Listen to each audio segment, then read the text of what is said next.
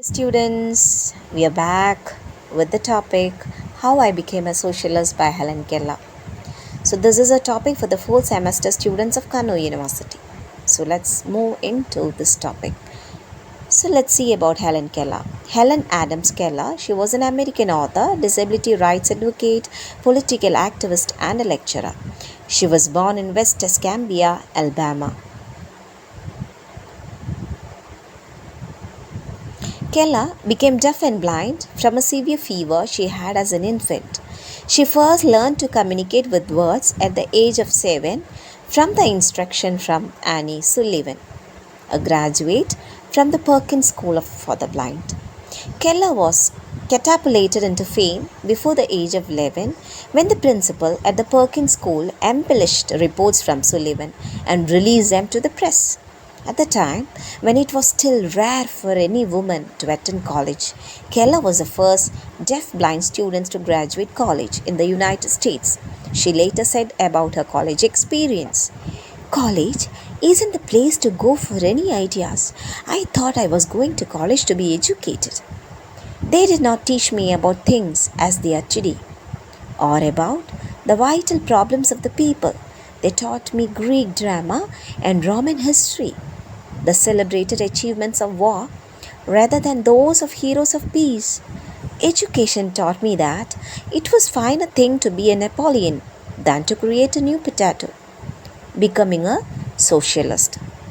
She became a member of Socialist Party in 1909 and joined the Industrial Workers of the World in 1912.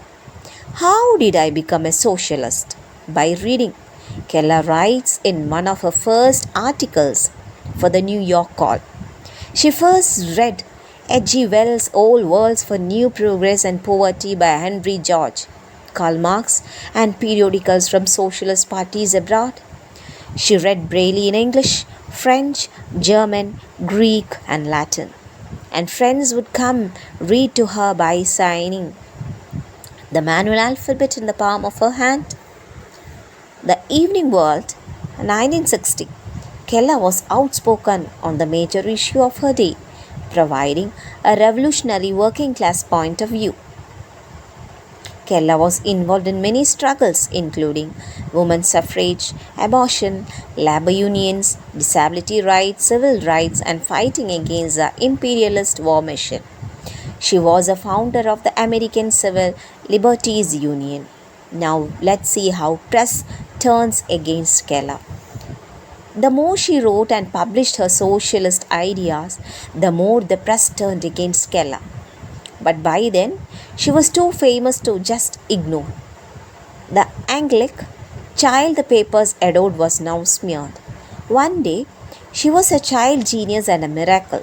The next, she was being taken advantage of due to the manifest limitations of her development, and her views could not be trusted to truly be her own.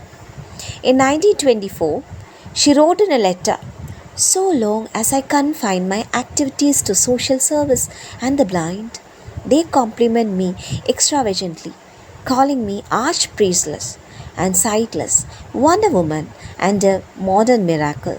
But when it comes to a discussion of poverty, and I maintain this, it is a result of wrong economics that the industrial system under which we live is at the root of much of the physical deafness and blindness in the world. That is a different matter." What she fought for.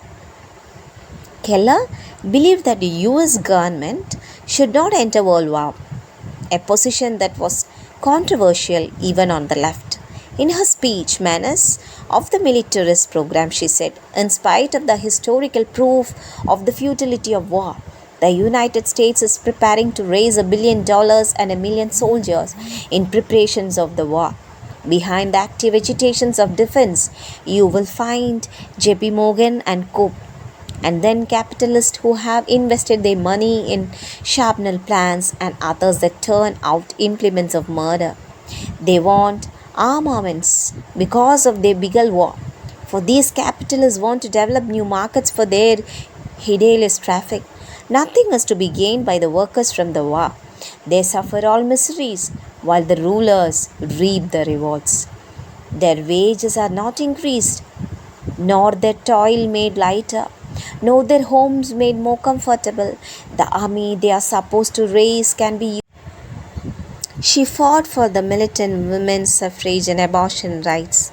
In an article, When Men Need Women's Suffrage, she wrote, Men spent hundreds of years and did much spend hard fighting to get the rights they now call divine, immutable, and unalienable. Today, women are demanding rights that tomorrow nobody will be foolhardy enough to question. Keller caused yet another press scandal when she published an article about the venerable diseases like syphilis that were leading cause of blindness in women. It was scandalous because no one talked about venerable diseases at all. And we remember Helen Keller for the extraordinary person who was a writer, public speaker, and a revolutionary socialist for a majority of her life. The part of her life that is least often talked about. The truth Keller exposed over a century ago is still true today. Disabled people are often trapped in poverty because of capitalism, and the poverty of capitalism itself can also create disability. Disabled people disproportionately face poverty, homelessness, police brutality, and incarceration. Helen Keller fight for socialist society free of a drive for profits impossible. We have the ability to meet every person's needs, to guarantee that every disabled person have the right to affordable housing, health care, and education. In her speech, New Vision for the Blind, Keller said, This is not a time of gentleness, of timid beginnings that steal into the life with soft apologies and dainty grace. It is a time for loud voice, open speech, and fearless thinking. A time of striving and conscious manhood, a time of all that is robust and vehement and bold, a time radiant with new ideals, new hopes, and true democracy. I love it, for it thrills me and gives me a feeling that I have faced great and terrible things. I am a child of my generation, and I rejoice that I live in such a splendidly disturbing time. So, this is the summary of the topic how I became a socialist. Hope you all understood. And if you like this video, please give your likes and share your videos. And if anyone is seeing this video for the first time, do subscribe my channel.